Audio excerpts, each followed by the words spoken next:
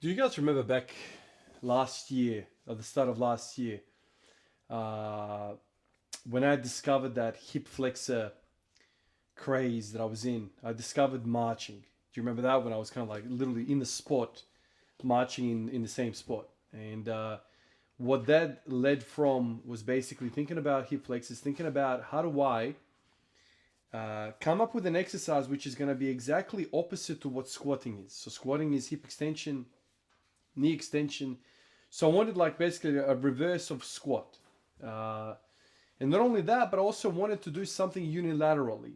So an exercise where you're not on 2 feet. And so this is where I was kind of brainstorming. And I remember seeing this one video of it was a documentary or something. I can't remember, World War II or something. And the guys were like every army is there like marching like this or kicking their leg up, right? Kicking their leg up, kicking their leg up. And I thought, why are they doing that? Like, it's such a bizarre thing to have an army walk like that. And then I'm thinking about push-ups, sit-ups, like all the military exercises that they did, and it just occurred to me, maybe this is hard. Maybe the marching, when they go for a march, maybe this is something got to do with their core. And that's kind of how I connected the dot. And I thought, you know what, next training session I'm going to try and do a bunch of marching. And so that's when I started doing 100 marches. So, 1, 2, 3, 4, all the way up to 100. Do that a few times, started squatting, and I kind of felt all right. Uh, because it's completely opposite to the squat. It's kind of like, I don't know if you guys have ever done this. If you do pull ups, you do, I don't know, pull ups or chin ups or whatever you want to do, and then you do the bench press.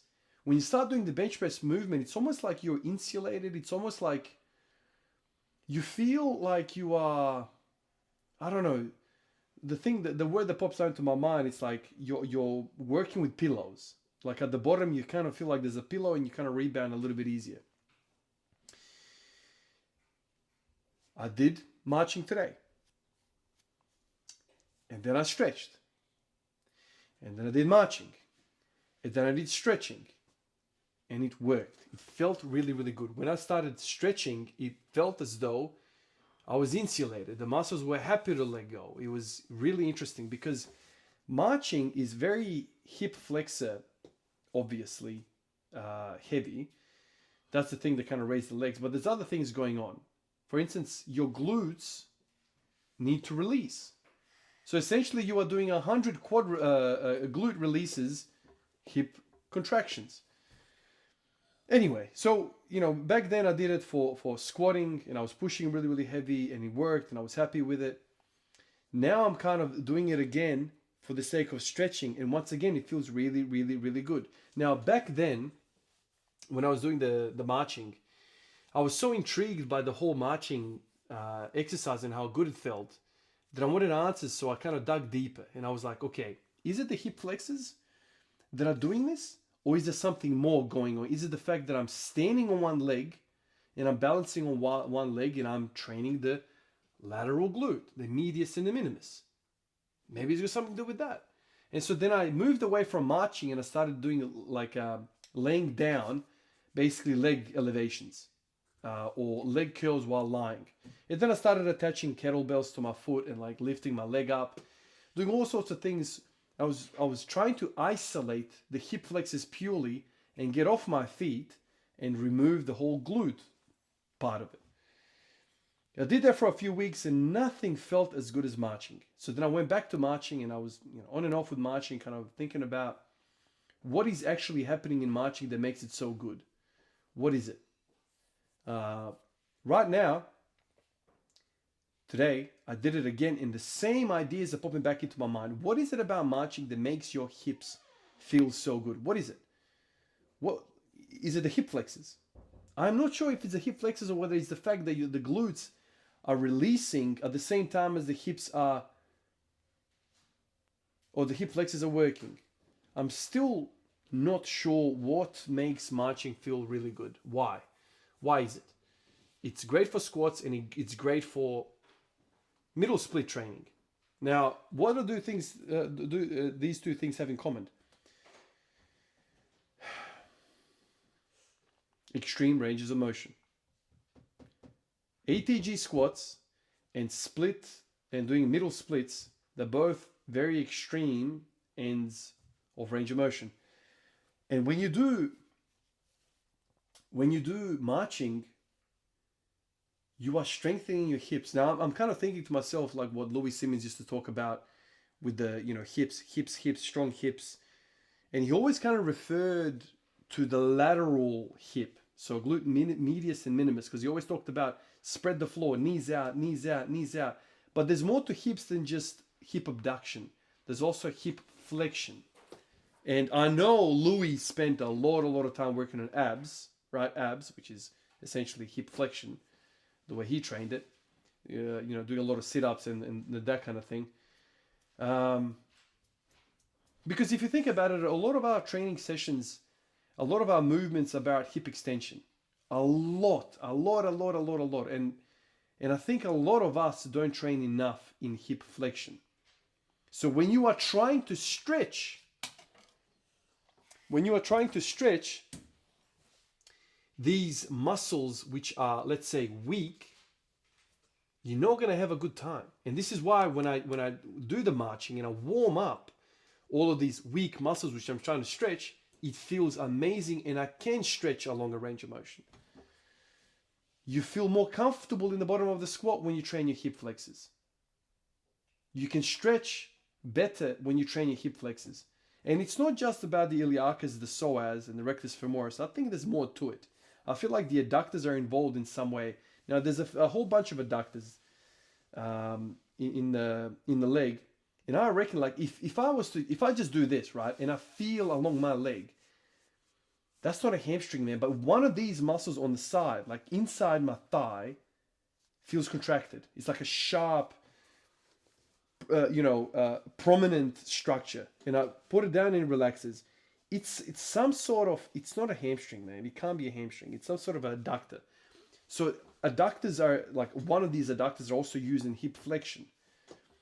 So we've got the rectus femoris, we've got the iliacus, the psoas. We've got this adductor, which I don't even know the freaking name of. So there's 4 things which are being activated simply doing a knee elevation. I feel like I'm gonna start doing, every time I head down to my split machine, I'm gonna do 100 marches. 100 marches. If I want to do 3 lots of stretching throughout the day, I'm going to do some marching. Because marching makes me feel like the muscles are ready to be stretched. Going in cold, which is okay as well. I know a lot of yogis out there, they stretch cold.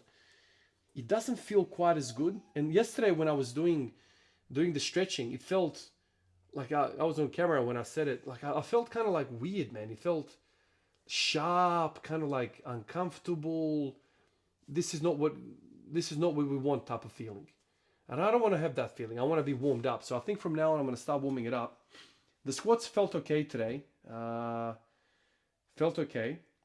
Even though I'm stretching like a maniac. And I reckon they felt okay because of I did a lot. So I did today 10 sets of 100 marches. Dispersed throughout the training session. So I did, I think, 5 at the start. And I did like all over the place, like after that, in between sets of squats and whatever. So hip flexors, man. Hip flexors are now coming back into my mind for a secondary reason. It's not just the squatting, but the same reason it made the squats feel good, it's also making the stretching feel good. So it's interesting. And it's different to the good gill machine. It's different. I feel like because you're standing on your feet, there's a lot more musculature involved than just simply squeezing your legs together. Anyway, interesting thought, interesting ideas about the hip flexors again. I'm thinking about the anterior pelvic tilt again. The glutes are sleepy. Are all of these things related to crappy hips? Really weak in the wide stance squat. Is this, and when we say hips, are we really just simply talking about hip extension, hip flexion? Because everybody trains hip extension. If you're training with a barbell, you're training hip extension. But if you're training with the barbell, you might not be training enough hip flexion. The opposite. And I'm not convinced laying on the floor with a cable doing a reverse squat is the same as standing and marching, or running high, like high knees running, or running uphill. Something to that extent where there is like hip flexion while the other leg is trying to abduct and maintain your pelvis stable. So you're kind of like doing two lots of unilateral work, right? You're doing two lots of things at the same time. I don't know. My mind's thinking about hip flexors again. I'm just about to start stretching, so I'm gonna do 100 freaking marches, and then I'll stretch. It just feels better. Appreciate you guys. As you see, all of the things have been sent. All of the orders have been filled. So I want to thank everybody again for doing that. And let's see if tomorrow, the next day, I have some more, and you guys will see them pile up again here. And I'll keep sending them out as long as you guys keep ordering them. Thank you so much. I'll catch you guys in the next one. Peace out.